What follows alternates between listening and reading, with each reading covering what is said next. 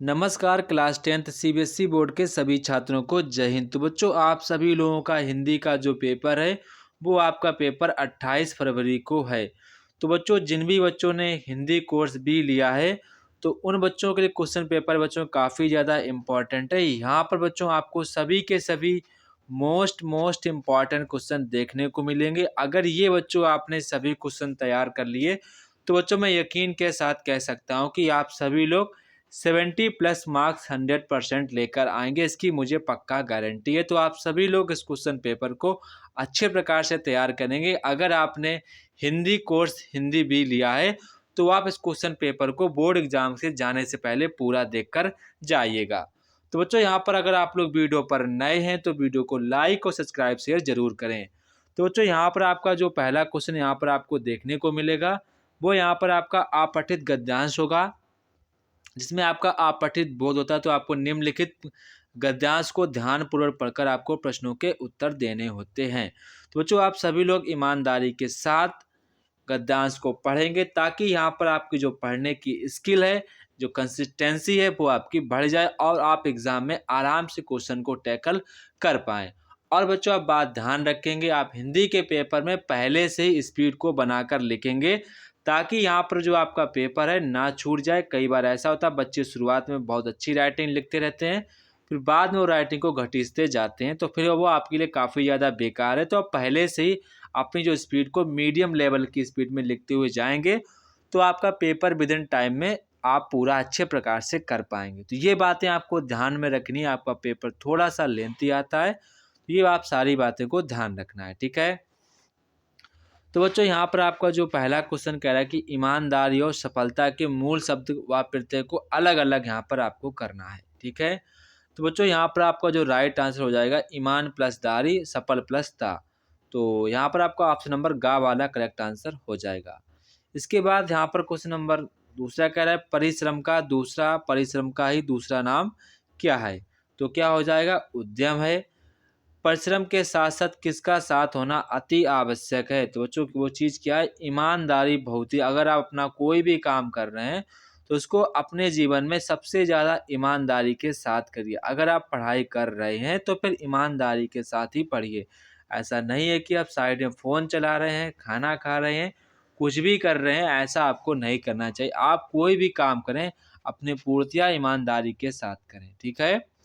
इसके बाद नेक्स्ट यहाँ पर आपका कह रहा है कि भरपेट मांस खाने के लिए शेर को क्या क्या करना पड़ता था। तो बच्चों, भरपेट मांस खाने के लिए शेर को घर से बाहर निकलकर दौड़ धूप करनी पड़ती थी, कभी कभी बलवान हाथियों से भी लोहा लेना पड़ता था। इसके बाद परिश्रम कब सफल होता है। तो बच्चों, सोच समझकर उचित उचित स्थान पर किया गया है परिश्रम ही सफल होता है। ऐसा ही नहीं आप बगैर किसी सोच समझ के आप कहीं भी मेहनत कर रहे हैं तो वो आपकी मेहनत जो है सफल कभी नहीं होगी। तो बातों को ध्यान रखेंगे। इसके बाद क्वेश्चन नंबर यहाँ पर आपका 2 है, निम्नलिखित गद्यांश को पढ़कर पूछे गए प्रश्नों को आपको यहाँ पर उत्तर देना। तो आप सभी लोग गद्यांश को पढ़ेंगे, देना, प्रश्नों के उत्तर देंगे, ठीक है। इसके बाद जो आप सभी लोगों ने गद्यांश को पढ़ लिया होगा तो बच्चों, यहाँ पर आपका जो पहला क्वेश्चन है, कौन सा काव्य अमर हो जाता है। तो बच्चों, यहाँ पर आपका जो राइट आंसर होगा वो यहाँ पर आपका ऑप्शन नंबर खा वाला, जो काव्य देश काल से बंधा नहीं होता है तो वो आपका जो काव्य होता है वो अमर हो जाता है। मनुष्य को पुनः देवदत्त कौन प्रदान करता है। तो बच्चों, यहाँ पर आपका राइट आंसर हो जाएगा मनुष्य को पुनः देवदत्त साहित्य प्रदान करता है। तो यहाँ ऑप्शन नंबर गा वाला करेक्ट आंसर हो जाएगा। इसके बाद साहित्यकार महान कैसे हो सकता है। तो यहाँ पर जो आपका राइट आंसर होगा ऑप्शन नंबर खा, अपने भावों को व्यापक बनाकर। लेखक ने रामायण व महाभारत को कैसा काव्य बताया है और क्यों। मानव जीवन में साहित्य का क्या महत्व है, वो यहाँ पर आपको बच्चों आंसर करने हैं। इसके बाद नेक्स्ट यहाँ पर आपके खंड खा, यहाँ पर आपको व्यवहारिक प्रश्न दिए गए हैं। तो यहाँ पर आपसे कह रहे हैं कि आपको निम्नलिखित प्रश्नों में से कोई 4 प्रश्न ही करने हैं। तो यहाँ पर कह रहा है कि क्षितिज का फटा हुआ सिर देखकर आंख मिच जाती है। तो विशेषण का पदबंध यहाँ पर आपको छांट कर बताना है, ठीक है। तो छांट कर आपको बताना है कौन सा होगा, ठीक है। विशेषण पदबंध की पहचान कीजिए। तो यहाँ पर क्या हो जाएगा, फटा हुआ सिर क्या हो जाएगा, फटा हुआ सिर। ठीक है। इसके बाद सेकंड यहाँ पर क्वेश्चन देखेंगे। यहाँ पर आपको रेखांकित का बताना कि कौन सा ये पदबंध होगा। तो जो ये हमारा कौन सा पदबंध होगा, ये हमारा होगा क्रिया विशेषण पदबंध। क्या होगा? क्रिया विशेषण पदबंध। ठीक है। इसके बाद नेक्स्ट यहाँ पर सेम वही है कि यहाँ पर आपको रेखांकित का पदबंध बताना कौन सा ये पदबंध होगा। तो बच्चों सेम आपका ये क्रिया विशेषण वाला ही आपका ये पदबंध होगा। ठीक है। इसके बाद नेक्स्ट यहाँ पर आप लोग बढ़ेंगे, उतनी मेहनत से मुझे तो चक्कर आ जाता था, इस क्रिया में क्रिया पदबंध कौन सा है, वो यहाँ पर आपको बताना। तो बच्चों जो आ जाता था ये आपका क्रिया पदबंध हो जाएगा। ठीक है। चाय में कुछ पड़ा है, तो यहाँ पर आपको सर्वनाम पदबंध बताना है। तो यहाँ पर जो कुछ शब्द है ये आपका सर्वनाम पदबंध हो जाएगा। ठीक है। इसके बाद नेक्स्ट यहाँ पर आप क्वेश्चन देखेंगे, नीचे दिए गए नीचे लिखे वाक्यों में से किन्हीं 4 वाक्यों को आपको रूपांतरण करना है। तो यहाँ पर आप लोग देखेंगे बच्चों, आपका जो पहला क्वेश्चन है कह रहा है कि वे हरदम किताबें खोलकर अध्ययन करते रहते थे। ठीक है। तो आपको इसको संयुक्त वाक्य में बनाना है। तो बच्चों आप लोगों को इस वाक्य को संयुक्त वाक्य में परिवर्तित करना है। तो बच्चों यहाँ पर आपका जो आंसर हो जाएगा आप सुनेंगे, मैं हरदम किताबें खोलते थे और अध्ययन करते रहते थे। तो क्या लिखेंगे? वे हरदम किताबें खोलते थे और अध्ययन करते रहते थे। तो ये आपका संयुक्त वाक्य हो जाएगा।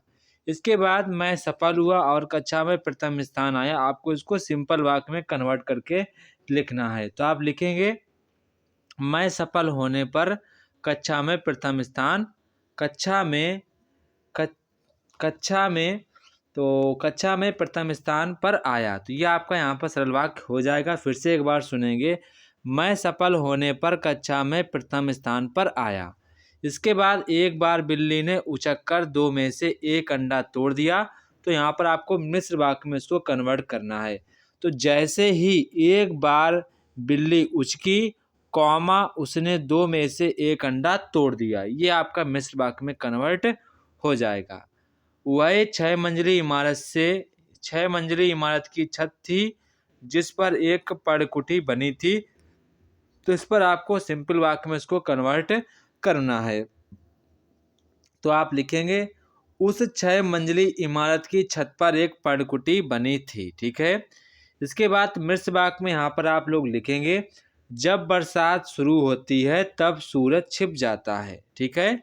इसके बाद यहाँ पर आपको समास का समास विग्रह और यहाँ पर आपको समास का नाम भी बताना है। तो जो हवन सामग्री का क्या हो जाएगा, समास विग्रह कीजिएगा। तो हवन सामग्री का हो जाएगा हवन के लिए सामग्री। क्या हो जाएगा? हवन के लिए सामग्री। इसमें हमारा बच्चों हो जाएगा संप्रदान तत्पुरुष। कौन सा हो जाएगा? संप्रदान तत्पुरुष। पुस्तकालय का बच्चों आपका संधि विच्छेद हो जाएगा पुस्तकों का आलय। यहाँ पर बच्चों आपका समास हो जाएगा तत्पुरुष समास यहाँ पर आपका हो जाएगा। ईश्वर में भक्ति, यहाँ पर आपको समस्त पद लिखना है। क्या लिखना है? समस्त पद यहाँ पर आपको लिखना है। ठीक है। समस्त पद यहाँ पर आपको लिखना है। तो ईश्वर में भक्ति क्या लिखेंगे? ईश्वर में भक्ति यहाँ पर बच्चों आपका हो जाएगा अधिकरण तत्पुरुष समास। ठीक है। इसके बाद अमीर और गरीब में आपको समस्त पद यहाँ पर लिखना है। तो अमीर गरीब यहाँ पर जो आपका समास हो जाएगा द्वंद्व समास। कौन सा हो जाएगा? द्वंद्व समास यहाँ पर आपका हो जाएगा। कमल के समान चरण, तो बच्चों यहाँ पर आप समास पद लिखेंगे। समास पद यहाँ पर आपको लिखना है कमल के समान चरण। तो आपको हो जाएगा कमल चरण। बच्चों कमल चरण यहाँ पर आपको समस्त पद लिखना। क्या लिखेंगे? कमल चरण। क्या लिखेंगे? कमल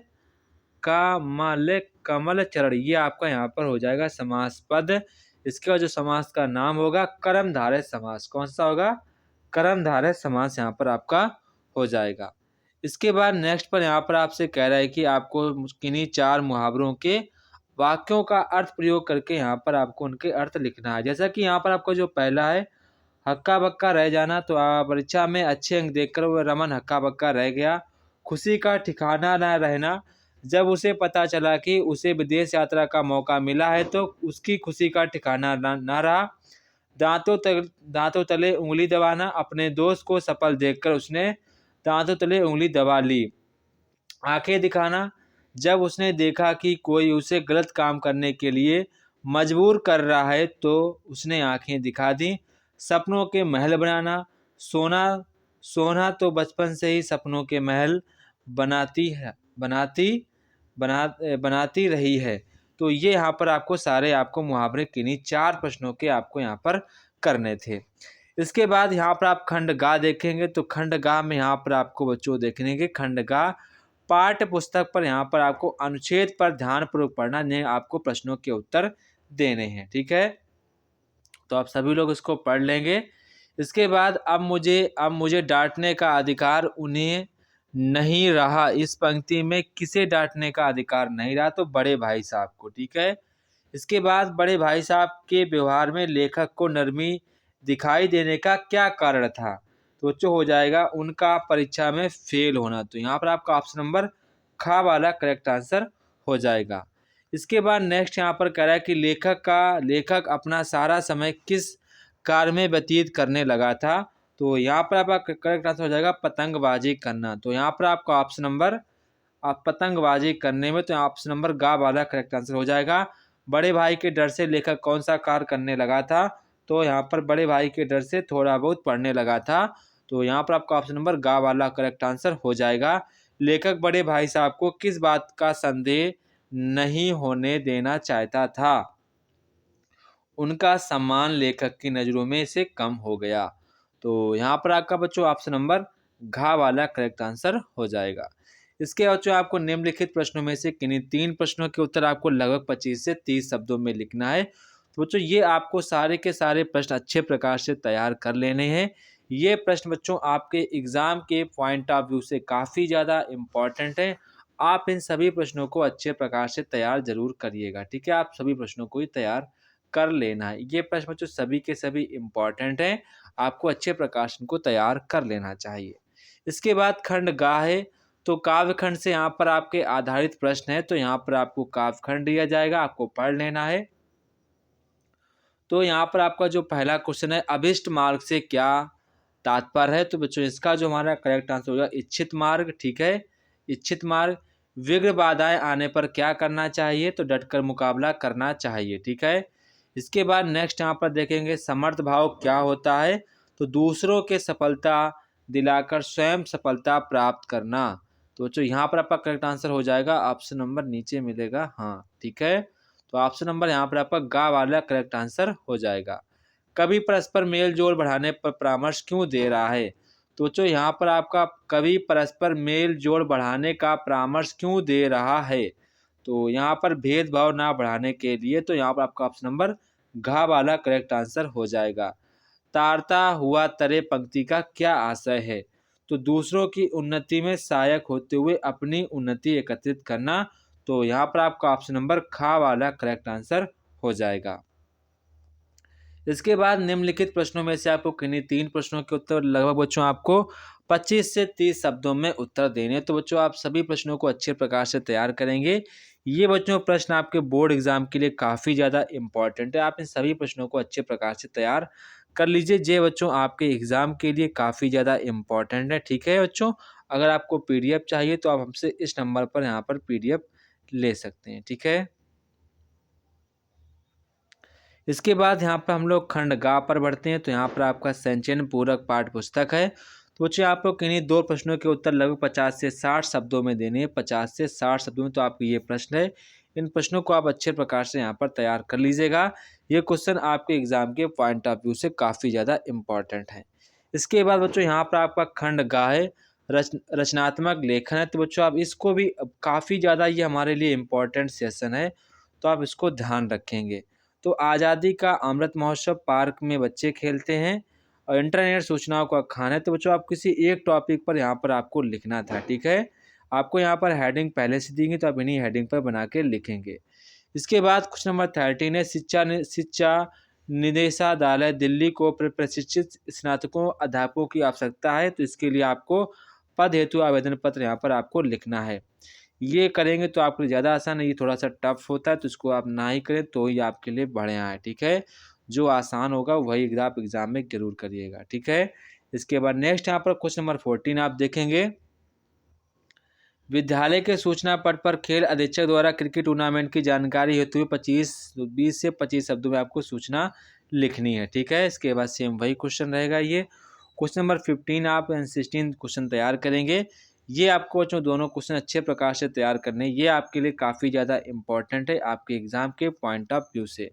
तो बच्चों ये था हमारे क्लास 10th सीबीएसई बोर्ड का कोर्स हिंदी बी का क्वेश्चन पेपर, जो कि आपके एग्ज़ाम के लिए बच्चों काफ़ी ज़्यादा इम्पोर्टेंट था। तो मैंने क्वेश्चन पेपर करा दिया बच्चों। अगर आपको और क्वेश्चन पेपर चाहिए तो आप लोग मुझे कमेंट बॉक्स में कमेंट करके बता सकते हैं। जय हिंद बच्चों, फिर मिलते हैं अपने नेक्स्ट वीडियो में। तब तक कि आप सभी बच्चों को जय हिंद। अच्छे प्रकार से तैयारी में लगे रहिए, मन लगाकर पढ़ाई करिए ताकि यहाँ पर आपके जो माँ-बाप हैं उनका भी अच्छे प्रकार से नाम हो सके। ठीक है बच्चों?